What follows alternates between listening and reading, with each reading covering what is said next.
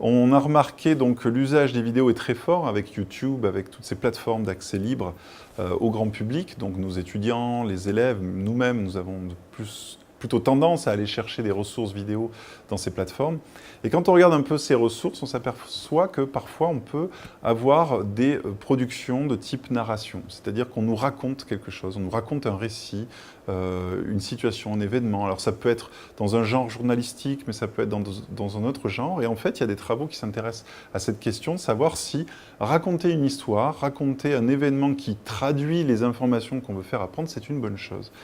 Ben, certains travaux, et nous, on est en train de commencer à travailler sur ces questions-là, ont montré que si vous êtes trop sur la narration, trop sur le récit, vous allez potentiellement détourner l'apprenant, donc l'étudiant, du fond de ce que vous voulez lui faire apprendre. C'est-à-dire que le fond qu'on veut lui faire apprendre, que ce soit au niveau scientifique, au niveau conceptuel, peut être d'assez haut niveau.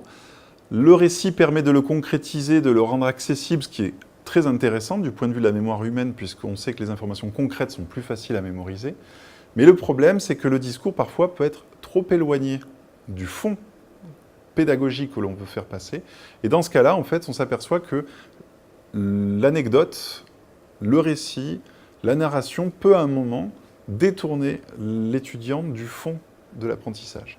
Et donc, il reste enfermé dans le récit, il reste enfermé dans une particularisation de ce qui est dit dans le récit, c'est-à-dire que j'ai compris ce qui se passe, mais dans la situation qu'on me décrit. J'en ai pas abstrait vraiment le fond.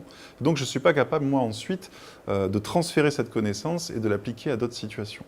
Donc le risque de la narration, des récits qu'on trouve très souvent dans les vidéos, c'est de prendre trop de place. Et on sait que quand on va tenir des discours abstraits, scientifiques, etc., et des récits, c'est les récits qui sont privilégiés par les apprenants. Pourquoi ? Parce qu'ils sont plus faciles en termes attentionnels, en termes mnésiques, pour être traités, pour la compréhension.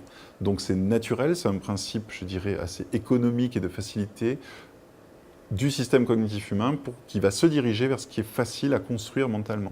Donc un récit, je vais en construire un modèle mental, un ensemble cohérent de l'ensemble des actions, des événements, des personnages.